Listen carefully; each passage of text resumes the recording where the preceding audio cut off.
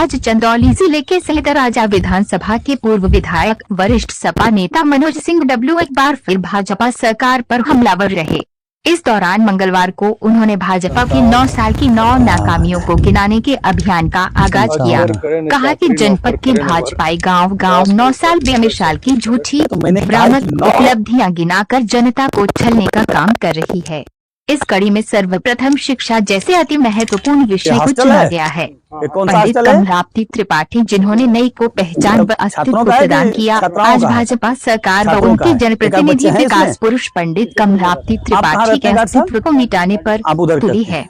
पंडित कमलापति ने चंदौली के छात्रों को तकनीकी शिक्षा से जोड़ने के लिए चंदौली पॉलिटेक्निक की स्थापना की, जो आज प्रशासनिक व राजनीतिक उपेक्षा के दंश झेल रहा है। स्थिति ये है कि एक के बाद एक शिक्षक व कर्मचारी सेवानिवृत्त होते जा रहे हैं। नए शिक्षकों व कर्मचारियों की तैनाती नहीं हो रही है। संसाधन भी तेजी से घटते जा रहे हैं। पॉलिटेक्निक परिसर में बने छात्रों की छात्रावास को 6 वर्ष पूर्व बंद कर दिया गया, क्योंकि भवन इतना जर्जर हो चुका है कि कौन सा हिस्सा कहां से गिर पड़े ये कहा नहीं जा सकता। तकनीकी पेच के कारण 2015 में बनकर तैयार हो चुकी छात्राओं की छात्रावास को चालू नहीं किया जा सका। कहा कि ये राजनीतिक व प्रशासनिक इच्छा शक्ति के अभाव का सबसे बड़ा उदाहरण है। इसके अलावा आवासीय भवनों में जिलाधिकारी चंदौली समेत अन्य जिला स्तरीय अफसरों का रिहायश है, जिससे कॉलेज के शिक्षकों को बाहर रहना पड़ता है। इस संबंध में पॉलिटेक्निक के प्रधानाचार्य महेंद्र सिंह से वार्ता की गई, जो आगामी जुलाई माह में सेवानिवृत्त हो जाएंगे। ऐसे में बच्चों की तकनीकी पढ़ाई राम भरोसे चल रही है। इन तमाम परिस्थितियों के लिए भाजपा सरकार सीधे तौर जिम्मेदार है। सपा के पूर्व विधायक मनोज सिंह डब्लू ने पॉलिटेक्निक कॉलेज के एक कोने का जायजा लिया और जर्जर हो चुकी इमारत, 4 दीवारी व भवनों में हुए अवैध कब्जे को जनता को बताने व दिखाने का काम किया। साथ ही भाजपा के स्थानीय विधायक समेत सांसद व केंद्रीय मंत्री के विकास के दावों को भी खोखला व भ्रामक करार दिया। कहा कि भाजपा सरकार नौजवानों को छात्रों के हितैषी होने का ढोंग कर रही है। सही मायने में भाजपा बच्चों की प्राइमरी से लेकर उच्च टेक्निकल शिक्षा में सबसे बड़ी बाधक है। भाजपा के एजेंडे में सिर्फ चुनाव लड़ना और जीतना प्राथमिकता है। यही वजह है कि ये नए स्कूल कॉलेज की स्थापना की बात तो दूर, जो स्कूल कॉलेज संचालित है उन्हें संसाधनों से विहीन करके बंद करने का षड्यंत्र कर रही है।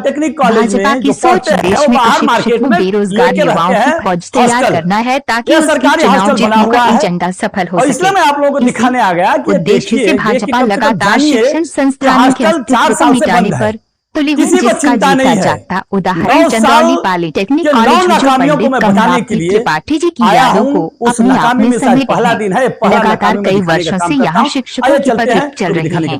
छात्रों के रहने के हॉस्टल मरम्मत के अभाव में जर्जर हो गए, जिसे बंद कर दिया गया है।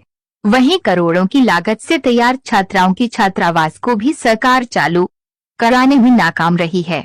डबल इंजन की सरकार दोगुनी ताकत से बच्चों के भविष्य पर प्रहार कर रही है। यही वजह है कि भाजपा सरकार ने चंदौली जनपद में एक नया स्कूल कॉलेज की स्थापना का कार्य अब तक नहीं हुआ। इस अवसर पर मुन्नीलाल मौर्य, अभिषेक सिंह, लल्लन, सूर्यपाल सिंह, सूरज, नरेंद्र कुमार सिंह IAS जिलाधिकारी चंदौली के थे। और यह हॉस्टल 17/1/2015 दिन शनिवार को संपन्न हुआ। यह बोर्ड लगा है और अब जानते हैं कि क्यों यह बंद है। दलील क्या देते हैं कि यह जो बाउंड्री दिखाइए जरा, बाउंड्री है, यह जो बाउंड्री है यह रोड के उस पार है। इस रोड के इस पार बाउंड्री बनाना था और नहीं बन पाया, इसलिए हॉस्टल नहीं चालू हुआ। क्योंकि जब यहां बन जाता था तो यह हॉस्टल चालू होता था। अब ये देखिए उधर जरा दिखाइए तो अधिकारियों का कब्जा। एक पुलिस आशुतोष तिवारी जी, इसमें उनका यहां से ट्रांसफर भी हो गया, लेकिन आज भी उनका बोर्ड है और आज भी उनका ताला लगा हुआ है।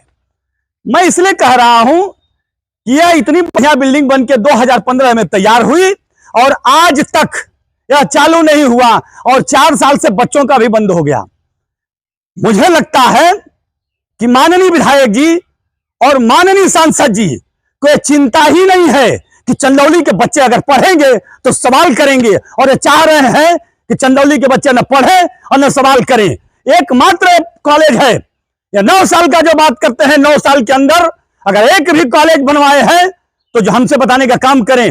मैं विधायक और किसी पार्टी का नेतावाद में हूं, लेकिन चंदौली का नागरिक हूं, चंदौली का किसान हूं, चंदौली का वोटर हूं। इसलिए मैं आप लोगों को कहने आया हूं कि देखने का काम करिए। 9 साल में ये जो नाकामी इनकी है वह कम से कम 9 काम के नाकामी के रूप में आज ये पहला है पॉलिटेक्निक कॉलेज को नाकामी के रूप में दिखाने के लिए मैं आप लोगों के बीच में आया हूं। जय हिंद। तो फिर हम लोग यहाँ से सुधीर आवेदन करा करके भेजिए। कौन से साल की बात है? 2015 की। हाँ, 15 से 17 के बीच में हुआ। जी जी जी 18 तक पूरा होगा। जी जी नहीं ठीक है, रहने दो आप। जी जी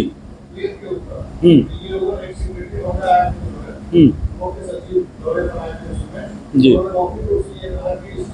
तो अच्छा मान लीजिए फिर अभी तक चालू क्यों नहीं हुआ छात्रावास? इसमें सर ये हुआ ना कि जीएसटी जो 12% गया था, तो फिर जब चालू हो, जब बन गया तो फिर चालू क्यों नहीं हुआ? उसमें ऐसा था कि सर जो मुख्य भवन बना है उसके साथ जो है पंप हाउस, गार्ड हाउस और उसका बाउंड्री हुआ और थोड़ा सा मिट्टी का भराई करके उसका फर्श वगैरह जो है बाहर वाला बाउंड्री है उसको बनाना है, वही काम कर। मैं ये पूछ रहा हूँ, जब बाहर से पैसा लेना नहीं है, आपके पास पैसा स्वयं का है, कॉलेज का पैसा है, तो कॉलेज का पैसा होने के बाद ये रहता है कि बाहर से हमको खर्च करने का अधिकार नहीं है। अधिकार किसको? डीएम और कमिश्नर दोनों का है। हाँ, ये शासन तो इसका मतलब कि कुल खेल आ गए धोती कुर्ता हुआ उनका, वो जहाँ से करा के लिए हैं, तब आप लोगों के बस के बाद कुछ नहीं है। तो कितना दिन फंसा रहेगा जब तक आप रिटायर नहीं हो जाएंगे? अभी सर ऐसा था ना, अभी 20 दिन पहले मीटिंग हुआ इसी महिला छात्रावास के बारे में, विशेष सचिव महोदय के यहाँ ये 2 दिन मीटिंग हुआ। तो उसमें अभी रिटायरमेंट आपका कितना दिन है? हमारा रिटायरमेंट जुलाई में। आपका रिटायरमेंट कब है? जनवरी में। मतलब इंतजार करें कि रिटायर हो जाए, बने बच्चा भक्कड़ में जाए, मेरा काम चल रहा है। दूसरी बात है, जब आप लोगों के पास है तो क्या ये मरम्मत के लिए छात्रों का हॉस्टल मरम्मत के लिए कुछ गया है पेपर ऊपर? यह सब छात्रावास जो छात्रों वाला है यह जो है रहने योग्य नहीं है। रहने योग्य नहीं है, इसके लिए कुछ लिख के भेजे हैं आप? भेजे हैं सर, उसमें पीडब्ल्यूडी ने जांच कर दिया है, उसने अपना आख्या दे दिया है कि छात्रों को रहने योग्य नहीं है। जांच हो गया है। तो ये बच्चे फिर जो पढ़ते हैं, जो एडमिशन कराए, वो रहते कहाँ हैं सर? जो बाहर के बच्चे हैं वो कहाँ रहते हैं? बाजार में रहते हैं। जी, यहाँ के मास्टर बाजार में रहते हैं, वो लोग कहाँ रहते हैं? अब 5 ही लोग हैं, 5 लोगों में और लोग यहाँ पर रहते हैं। तो 5 ही लोग कैसे बच्चों को एडजस्ट कर लेते हैं पढ़ाने में? जैसे और हम व्यवस्था जिससे हमारे यहाँ सिर्फ फाइनेंस कोर्स चलता है, जी, जिससे 2 शिफ्ट चलता है। एक जो है रेगुलर कोर्स है जिसमें बच्चों का फीस 19,000 है। जी हाँ। और दूसरा जो है द्वितीय शिफ्ट चलता है उससे फाइनेंस। जी हाँ। तो उसमें बच्चों का फीस है कितना है बच्चा? 26,000 है, तो 26,000 फीस है।